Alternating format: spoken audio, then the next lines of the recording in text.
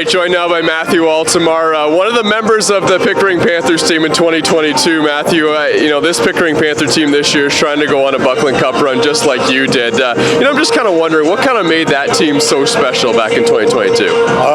Like I said before in previous podcasts, just the camaraderie with the guys on that team, especially when you go down these playoff journeys, just being able to stay together and, keeping that positive energy. Like, these guys have been doing great so far, and I'm seeing a lot of resemblances between this group and them. I've been following them here and there, and they're doing very well. So just staying together and camaraderie is a big one. I thought it was so fun, doing the podcast and then going and talking to all your teammates as well. And, I just remember you guys had such a clear message in the locker room, and everyone was just so much on the same page during that time. And, I remember you talking as well kind of about the friendships that you make on teams like that. Like, it lasts for a long time afterward, too. Absolutely. I mean, guys still talk today. Like, I called up a few buddies.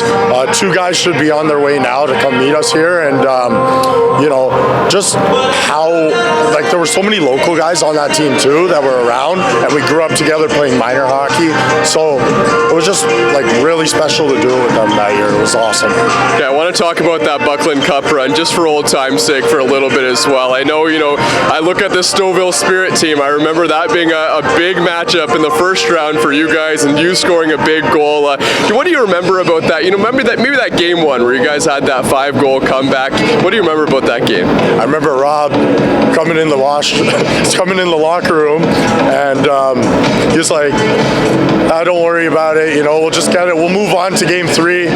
Sure enough, we go out and make that amazing comeback, and he had a funny choice of words after the game for us. But no, it was awesome. After Simpson scored that first one, the second goal, and it really gave us some momentum, and then it just kept following. I scored that big one, kind of put my head down, didn't look, but you know what? It was a nice move. And then, Huts ended it off beautifully for us. It was a fun game. It was really good. Stouffville and Pickering, they got a pretty good rivalry going, and the boys are living up to it right now, so, let's go Pickering here. I think about that game, and at the time I thought, oh man, maybe this is a bad sign, maybe this is a good sign to start the playoff run. But when I look back, it felt like, that early momentum booster, you guys kind of just rode that wave throughout the whole playoffs. Oh, yeah. Once game 2 hit, and we realized that we could come back from something like that adversity, oh man, it was lights out. We knew what we were there for. We went on our motto, no respect tour. Shout out to the boys for that. NRT, baby. The fellas just bought into that. It was a big buy-in, the camaraderie. We just fought every game, and we were there to do something special, which we did. And I know that Buckland Cup series was so exciting. I mean, maybe the biggest moment, right? Like Ryan Johnstone's goal with 37.7 on the clock.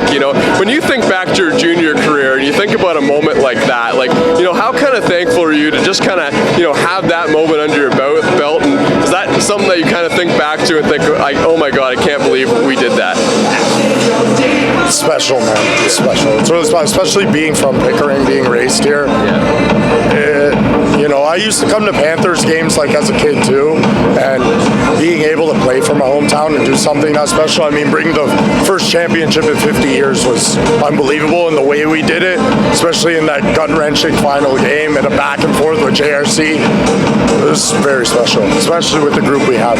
Yeah, and I remember too, one of the things that was really special was that you guys go to Estevan, Saskatchewan, and your goal at the beginning of that playoffs, because I remember we talked after one of those Stouffville games, and you said your goal is to put Pickering on the map, right? And you did that. You take this team all the way across the country. You're one of the overagers, one of the leaders on that team, and I mean, you really did put Pickering on the map. Was that something that you were proud of in that run particularly? Absolutely. I mean, Pickering has been a junior team here for a while. I've had, believe it or not, an uncle that played here in the early 90s as well, and they've always been there, but no one really realized Pickering on a national level until we got there. there at the Centennial Cup, and we really did a great job of representing the city, I believe, there.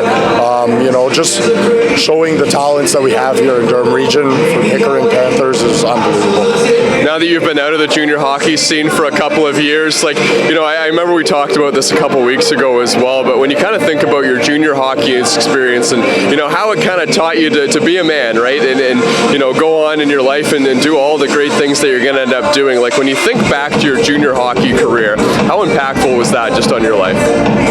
I mean, I miss it every day. Like coming back in here, you walk in the rink, you just get that smell. I'm ready to go back out there right now. It's unreal. I love this place. Spent 4 years of my life. I tell everyone, if I could come back and do 4 years over and over again, it'd be 4 years playing here. It's an unbelievable place to play. And yeah, it's just really close to my heart. All right, Matthew, thanks so much for this. Great to see you back at the Recreation Complex. Thanks, Thomas. Appreciate it. Go Panthers.